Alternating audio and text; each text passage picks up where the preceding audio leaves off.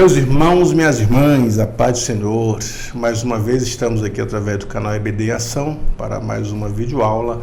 Estamos estudando o primeiro trimestre de 2025.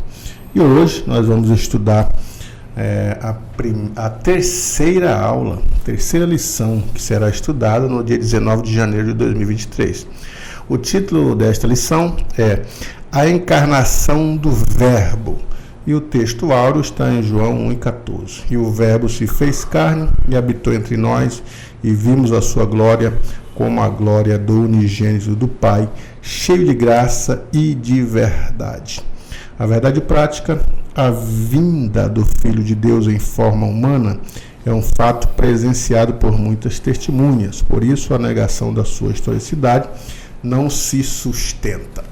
E para comentar conosco esta aula maravilhosa, o nosso já companheiro aqui do canal EBD em Ação, professor irmão Wesley Rodolfo. A paz do Senhor, irmão Wesley.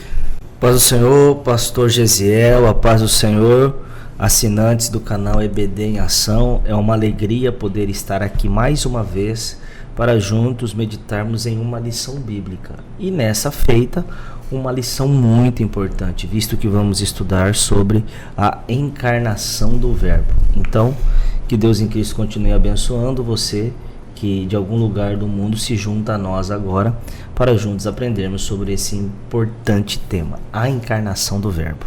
E por falar sobre a encarnação do Verbo, é um tema interessante para começar a nossa apologética, presente aqui na Cristologia. A encarnação do Verbo é uma doutrina sobre a humanidade de Cristo. O apóstolo João, ele mostra que Jesus Cristo, ao mesmo tempo, um ser divino, também um ser humano. Isto é, sobre a natureza humana repousou-se a natureza divina. Até porque a natureza divina ela é a primeira. E sobre a humana veio a natureza divina. Então, podemos dizer que Cristo é humano, ao mesmo tempo que é divino. E que esse conceito sobre a natureza humana foi, desde o primeiro século, muito discutido, muito rechaçado, mas também muito ensinado. Não é, irmão Wesley? Exatamente. E a verdadeira e completa humanidade de Cristo é de suma importância para uma outra doutrina, que é a soteriologia. Hoje nós vamos nos concentrar na encarnação do Verbo, que concentra-se na Cristologia, mas isso tem outras implicações que atingem outras doutrinas centrais do cristianismo. E, portanto, hoje nós vamos aprender sobre a encarnação do Verbo e por que essa encarnação é tão importante e se fez necessária para a nossa redenção. Já no primeiro tópico da nossa lição, heresias que negam a corporeidade de Cristo, ou seja, que Cristo veio como um corpo humano, né? Corporeidade. O primeiro é o docetismo. O que é o docetismo? O termo vem do grego, dokel, que significa ter aparência. Então, o docetismo é a mais antiga heresia, lá do primeiro século, já com João presente, João vivo ainda, eles já estão negando a natureza humana de Jesus. Estão dizendo que ele tinha aparência humana, mas não era humano, só aparência. Então é uma heresia da história da igreja e consiste em negar que Jesus tinha corpo físico humano. Sua humanidade era simplesmente uma aparência, como um fantasma. Ele não era uma pessoa divina. Até porque, irmão Wesley, o docetismo, eles faziam confusão em as obras da carne com o corpo como carne, com o corpo humano. Porque existem dois termos ali para diferenciar a obra da carne como concupiscência e o corpo humano como carne. Então eles não tinham essa diferenciação, então achavam que o corpo era meramente humano, que a natureza humana era o corpo. Então eles diziam assim, Jesus Cristo não pode vir em corpo humano, em carne. Por quê? Porque o corpo é má. Houve em períodos ali do primeiro e segundo séculos que eles se retaliavam, pegavam o próprio corpo, se chicoteavam, se cortavam com navalhas, porque a ideia era isso, era massacrar a carne, isso é, sacrificar as obras da carne, eles entendiam que era o corpo. Então também tem a ver o docetismo dessa negação de Jesus Cristo vir em corpo, em carne.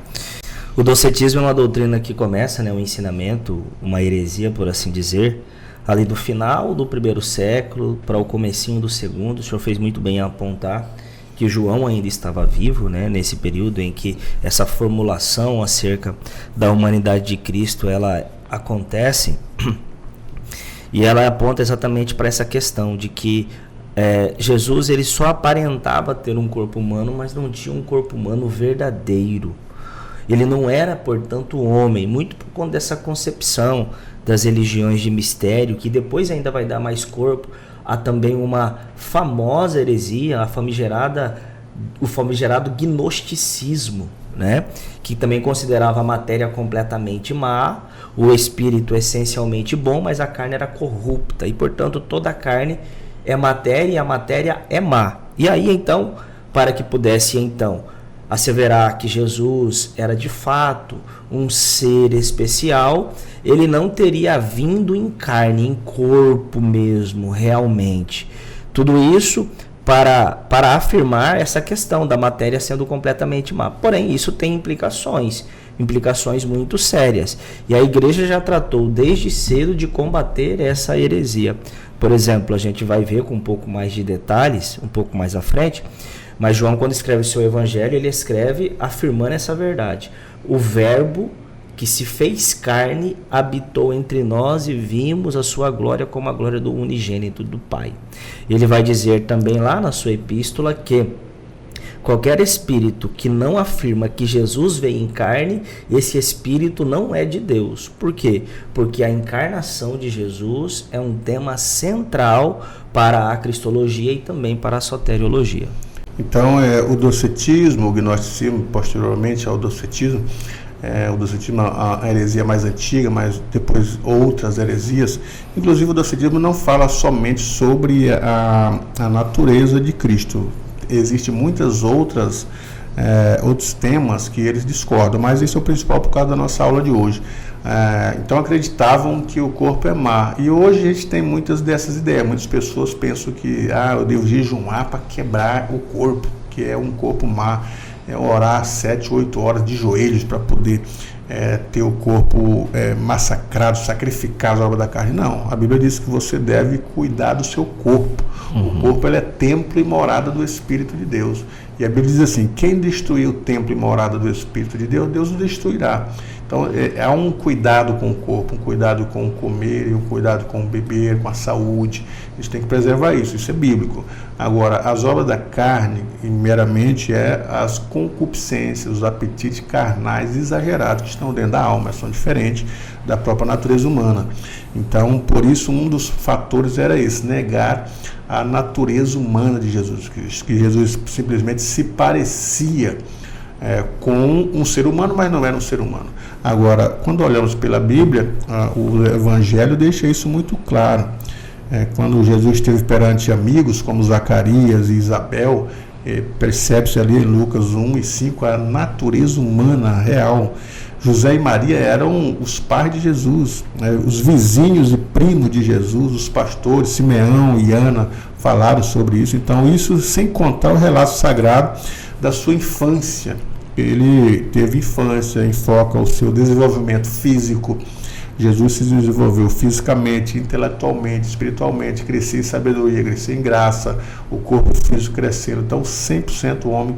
Claro que ele tinha a natureza humana e a natureza divina sobre a humana. As duas naturezas estavam sobre o Criador. Exato.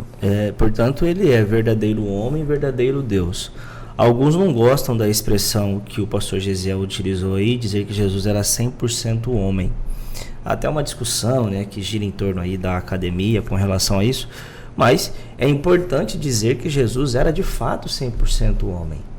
E alguns, quando o fazem, quando não utilizam essa expressão, é pelo que Paulo disse lá na epístola aos Filipenses, quando diz que Jesus, sendo igual a Deus, sendo Deus, não teve por usurpação ser igual a Deus, mas fazendo-se semelhante aos homens. A ideia de igual é uma e de semelhante é outra. Fato isso.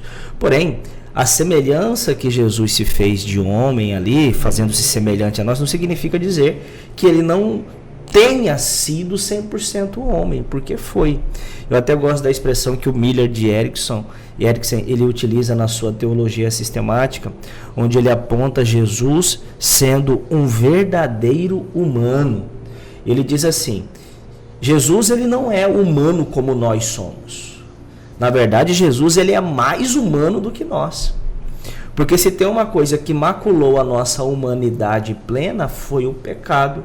Pecado este que não fez parte da vida de Jesus. Portanto, se tem alguém que tem um percentual a menos de humanidade, não é Jesus. Somos nós que pecamos, né? E para ele, para o Miller de Erickson, houveram apenas 3 pessoas que pisaram essa terra, pastor Gesiel, que pelo menos em algum momento da vida foram humanos, verdadeiramente, plenamente humanos. E esses 3, vou dar 2 segundinhos para você pensar e responder. Responda para mim aí, assinante do canal EBD Ação. Quem são os 3 que foram humanos plenamente aqui na Terra em toda a história da humanidade? 2 por pelo menos algum momento. E um deles é Cristo, né? Já vou afirmar aqui. Quais são os outros 2? Geralmente, quando eu faço a pergunta em sala de aula, sabe o que os alunos respondem, pastor? Sim. Moisés e Enoque. Porque foram transladados, enfim. Elias e Enoque. Elias e Enoque, ou Moisés e Elias. As mesmas questões lá das 2 testemunhas. Lá, né? Mas na verdade não. Para o Miller de Erickson, essas outras 2 pessoas que foram humanas 100%, em algum momento pelo menos foram Adão e Eva antes do pecado. Antes deles pecarem, eles foram humanos plenamente, assim como Cristo o foi. Então, a verdadeira humanidade de Jesus Cristo é um assunto importante. E ele não é só humano como nós, ele é mais humano ainda do que nós. E só assim a gente percebe que a representação de Cristo em nós foi completa, para que ele pudesse então nos redimir e nos salvar. Agora, no segundo ponto, o que os principais docetas diziam sobre Jesus? Existem vários, né, que criaram essa teoria, e as heresias também, mas 3 dos principais heresiarcas negavam que Jesus Cristo tivesse vindo em carne. 3 deles. Cerinto, que é um do primeiro, negava o nascimento virginal de Jesus e ensinava o docetismo, né, que ele não nasceu da Virgem Maria e que o corpo dele se parecia com os humanos, mas que não era humano. Cerinto, primeiro século, foi um dos primeiros líderes do antigo gnosticismo.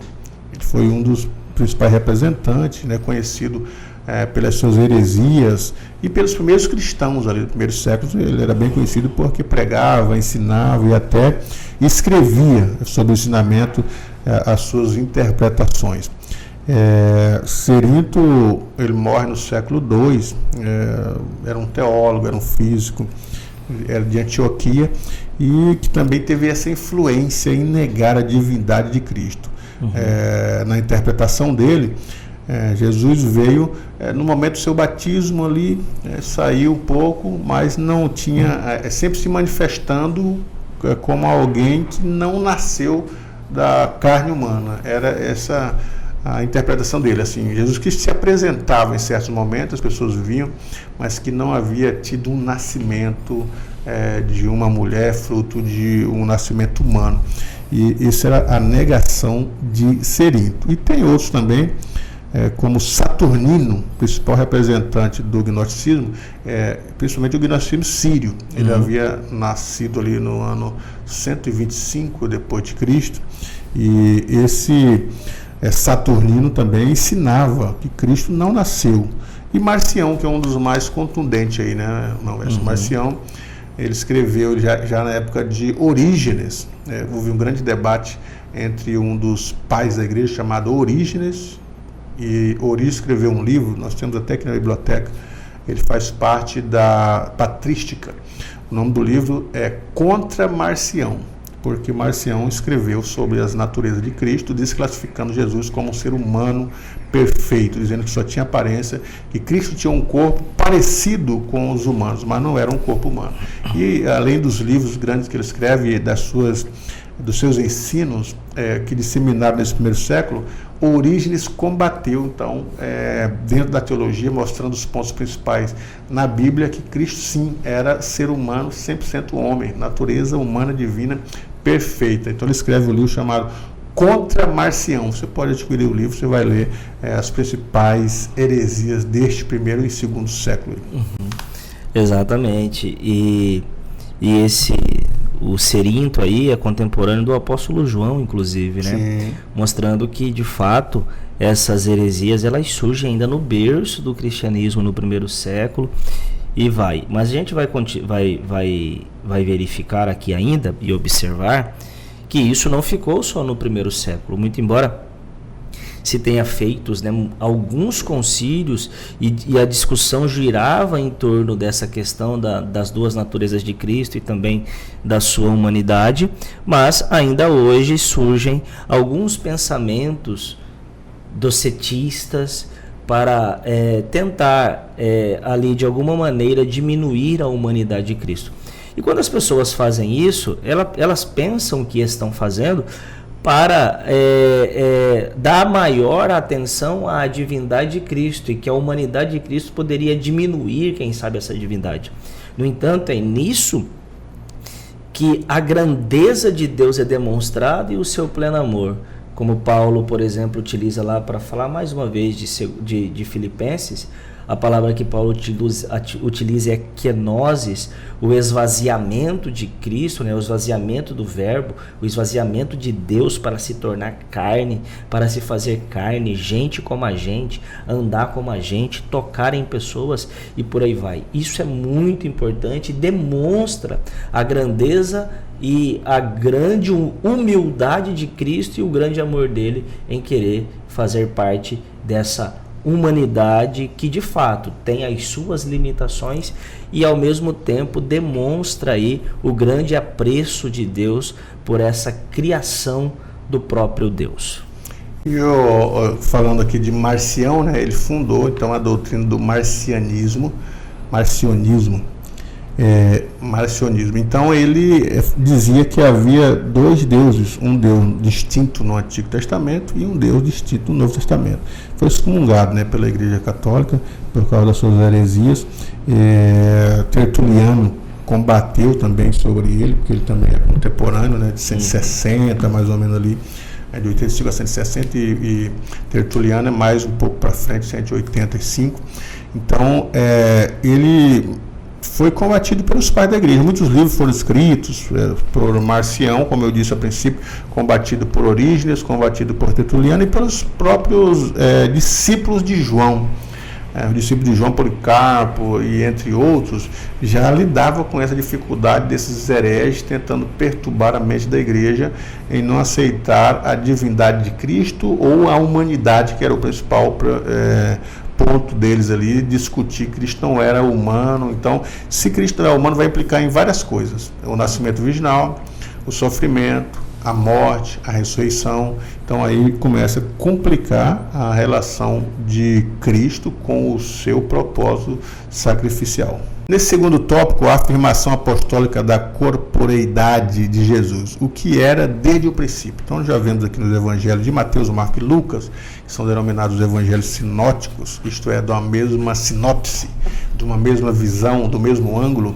Ambos os três evangelhos, os três evangelistas, Mateus, Marcos e Lucas, eles mostram Jesus Cristo a partir de uma humanidade mesmo, nascimento, humanidade, perfeição. Então eles estão descrevendo Jesus como ser humano, como um homem, claro, um homem perfeito, não um homem falho, um homem sem pecado, mas dentro desses escritos dos evangelhos você vê que Jesus ele é apresentado como humano na sua naturalidade. A gente vê lá os evangelistas apresentando o seu nascimento, o seu crescimento, a sua nutrição, teve fome, teve sede, teve cansaço, dormiu, sempre presente dentro dos evangelhos. Então é a mesma sinopse, o mesmo ângulo que os três viram Jesus como humano. Claro que o João, ele já não é um evangelista que mostra da mesma perspectiva, porque agora ele está mostrando a outra natureza de Cristo, que é a natureza divina, que o Verbo se fez carne.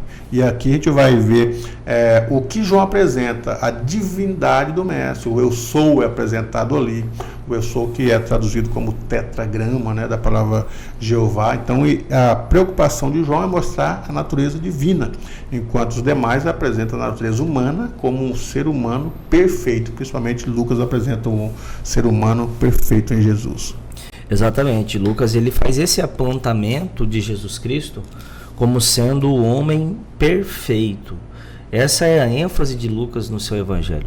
Inclusive, nessa perspectiva, Lucas vai colocar Jesus como sendo dependente do Espírito Santo. A humanidade de Jesus ela foi tão verdadeira no evangelho, conforme escreveu Lucas, que para fazer o que fez, ele não fez com o seu próprio poder especificamente, mas ele dependeu do Espírito Santo para tal. É por isso que Lucas vai dizer que quando Jesus ele é batizado no Rio Jordão, e ali ele até coloca uma expressão que escapa a outros evangelistas, mas ele não deixou escapar que Jesus estava orando, e aí veio o Espírito em forma corpórea de uma pomba. Depois ele sai dali, ele vai para a sinagoga, e lá na sinagoga ele lê o rolo, ele pega o rolo do profeta Isaías, que diz que o Espírito do Senhor é sobre mim, pois que me ungiu a ir aos quebrantados de coração, dar vista aos cegos, fazer aquilo, anunciar o ano aceitável do Senhor, dentre outras coisas que ele fala ali no livro do Evangelho conforme escreveu Lucas, citando Isaías. E aí ele diz: hoje se cumpriu essa palavra em vosso meio, ou seja, o Espírito ungiu a Jesus para ele fazer o que fez. Então perceba como os evangelhos, e principalmente Lucas, vai colocar Jesus como esse humano plenamente verdadeiro, a ponto de depender do Espírito Santo para fazer o que fez. Então observe que o próprio João, por mais que ele destaca a natureza divina de Jesus, ele se remete também à natureza humana. Ele fala: o Verbo se fez carne. No princípio era o Verbo, quer dizer, o Verbo sempre existiu, mostrando ali a natureza divina de Cristo, que não tem princípio. Jesus Cristo não nasceu como Deus, mas ele diz: o Verbo se fez carne. Então ele evoca aqui a natureza humana do Verbo. O Verbo divino se fez carne. A natureza divina foi colocada sob a natureza humana. E ele acrescenta ainda: e vimos a sua glória. Habitou entre nós, né? Foi visto pelas pessoas. Está muito claro aqui que o Verbo se materializa.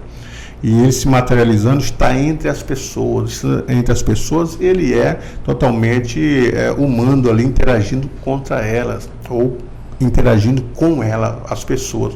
E você sempre observa, irmão, aqui nas reafirmações apostólicas, que é o segundo ponto aqui do segundo tópico, né?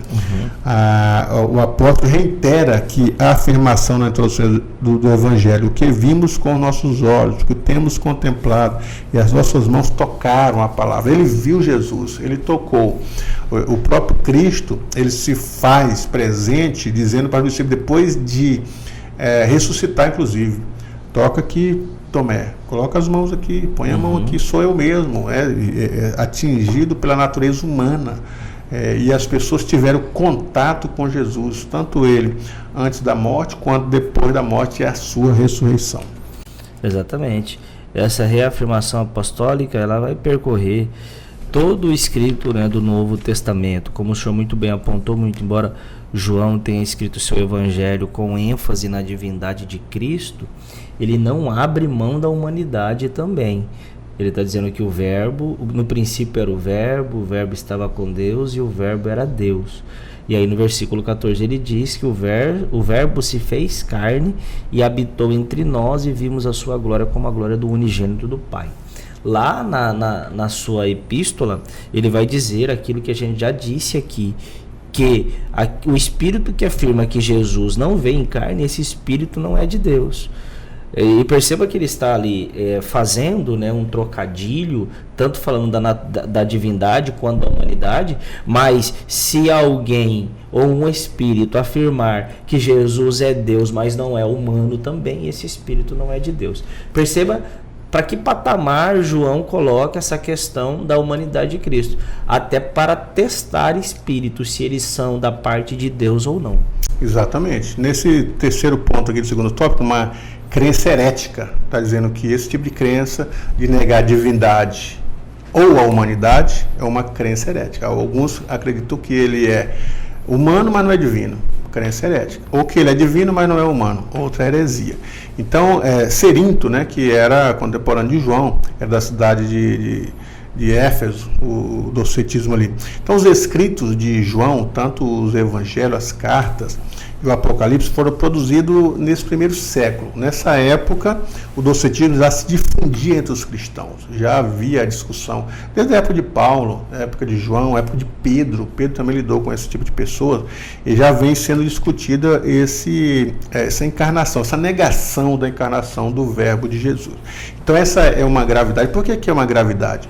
Porque se Jesus não teve um corpo físico, ele também não morreu. Se não morreu, também não ressuscitou. Se não ressuscitou, então nós não temos esperança, nem um Salvador.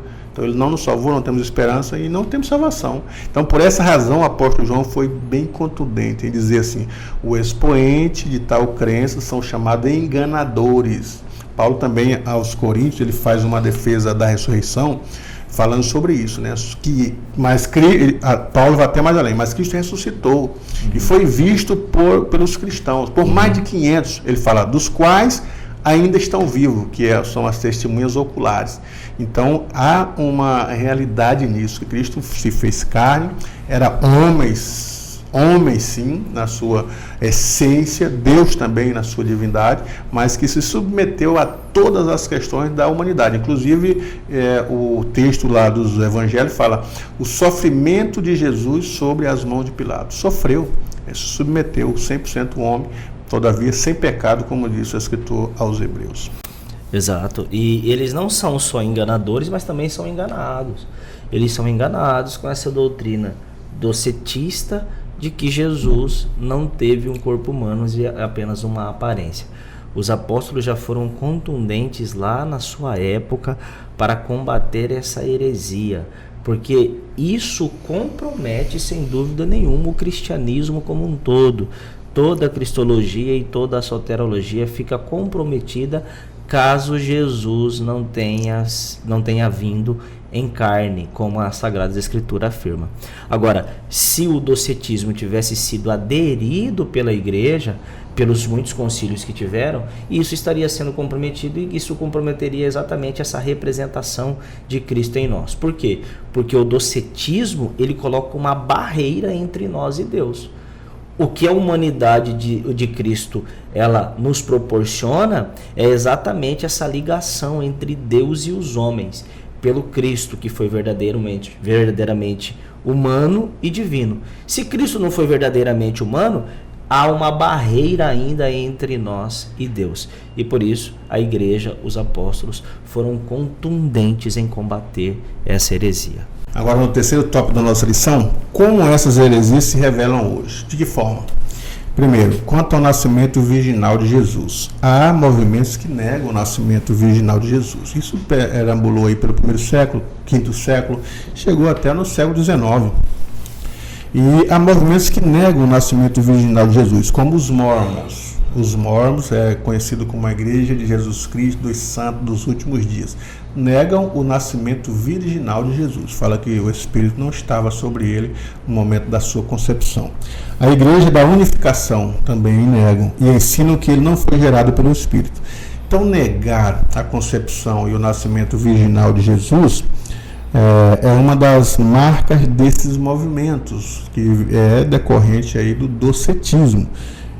É o ensino moderno de Cerinto e seus seguidores. A Bíblia anuncia de antemão a concepção virginal de Jesus desde o Antigo Testamento.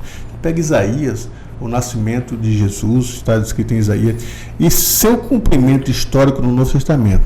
Então, Jesus foi gerado pelo Espírito Santo. O anjo Gabriel disse a Maria, está escrito, descerá sobre ti o Espírito Santo, e a virtude do Altíssimo te cobrirá com a sua sombra.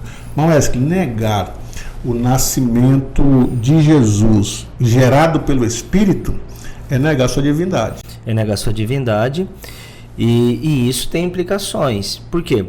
Nós cremos, vai ter uma lição só que a gente vai estudar sobre isso, né? Sobre as duas naturezas de Cristo. E ali, no nascimento virginal de Jesus, é onde essas duas naturezas de Cristo, elas são reafirmadas. Por quê? Ele é gerado pelo Espírito, portanto não houve ali uma coabitação de Maria com qualquer homem. Foi o Espírito quem gerou Jesus, o Verbo no ventre de Maria, né? E aí a concepção normal que Maria teve para que pudesse então fazer com que esse bebê fosse gestacionado nela. E aqui a gente tem então as duas naturezas de Cristo sendo reafirmadas através do nascimento virginal de Jesus.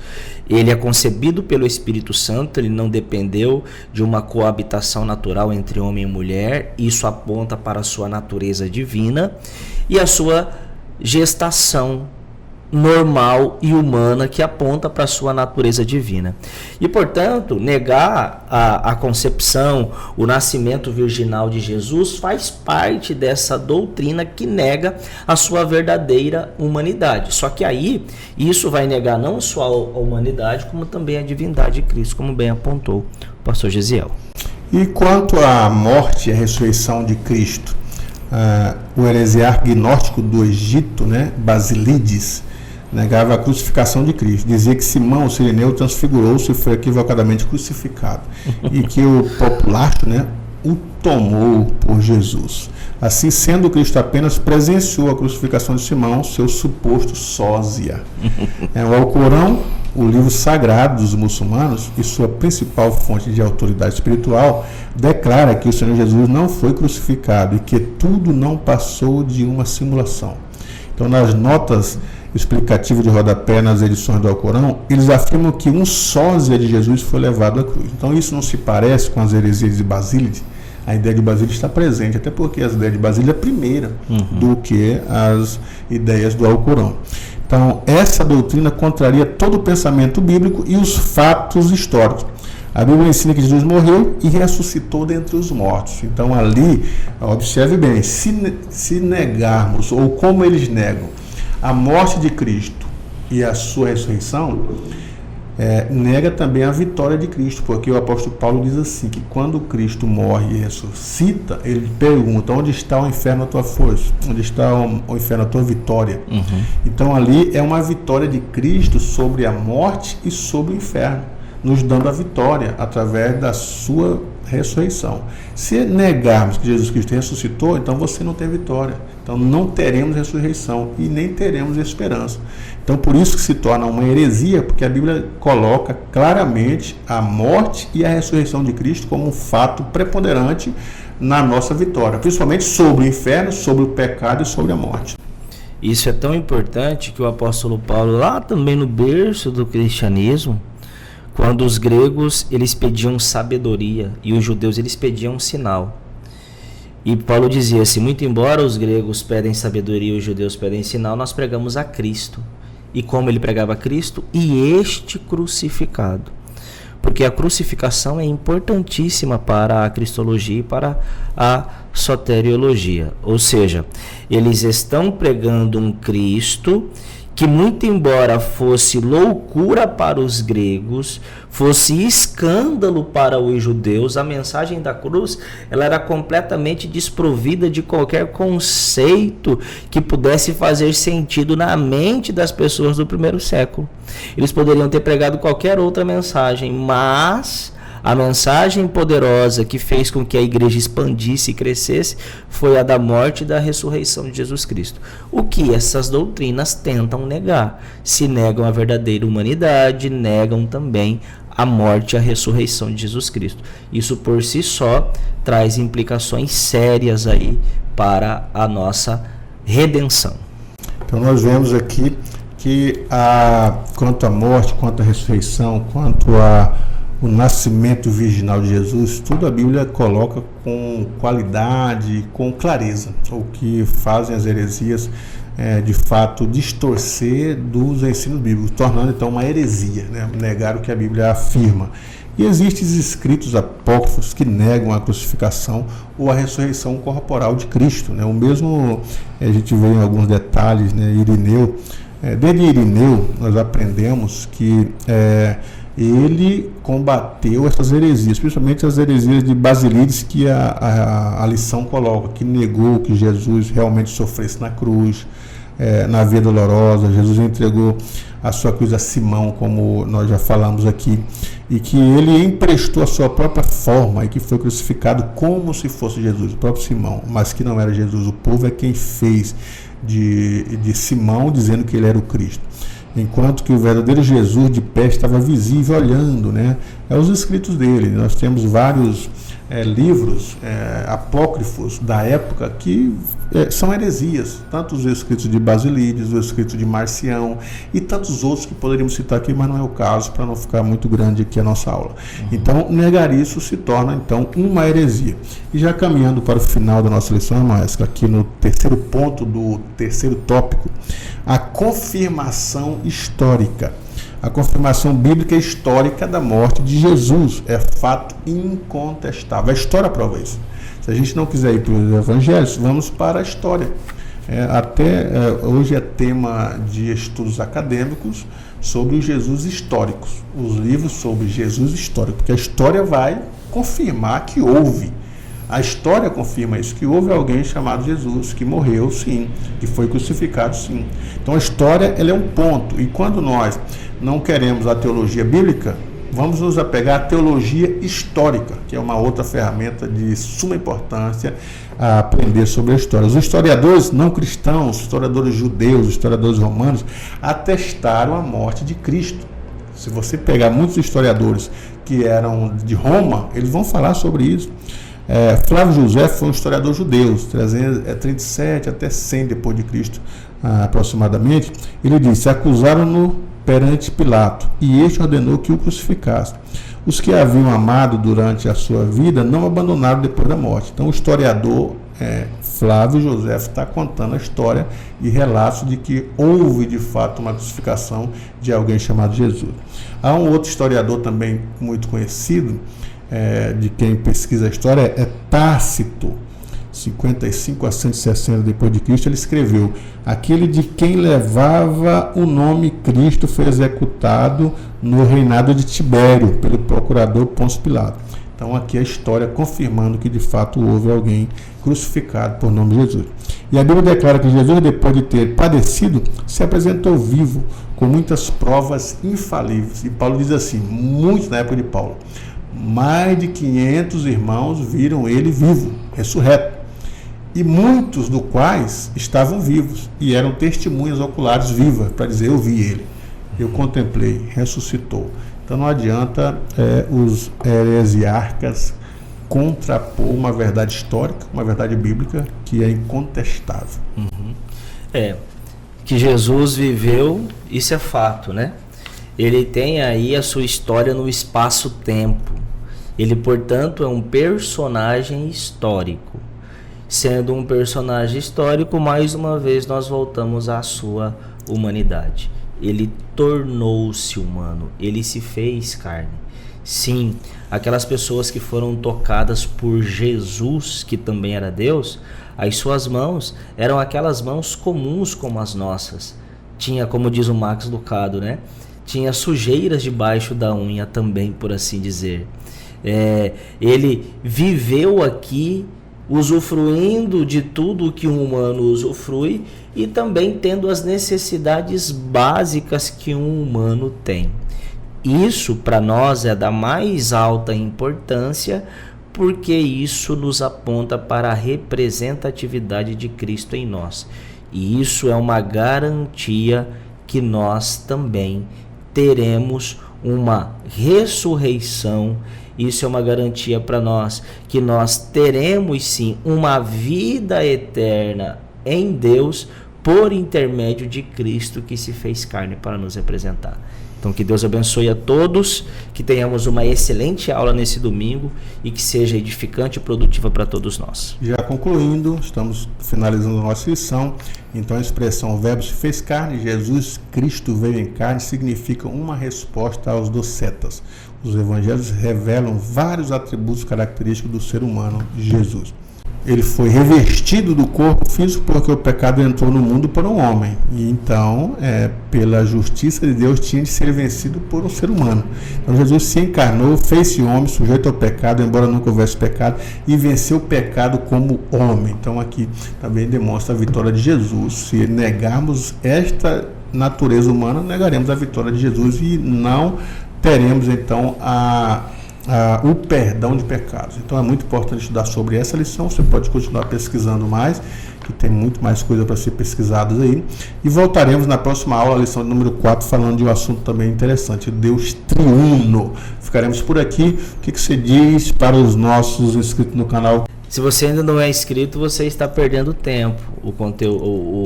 O canal do Pastor Gisiel tem muito conteúdo bom. Você deve se inscrever para que você seja, inclusive, alertado aí de quando for postado um vídeo novo, você ser sinalizado, a fim de que a gente possa contribuir aí para a sua aula de escola bíblica dominical. Como eu sempre digo, se a gente acrescentar pelo menos 50 centavos na sua articulação, no seu preparo da aula, a gente já fica feliz. A gente quer ajudar você no preparo da sua aula para que a sua aula seja produtiva e edificante. Maravilha, Deus te abençoe. Inscreva-se no canal, ative o sininho, dê o like, compartilhe nos grupos este vídeo. Até a próxima aula.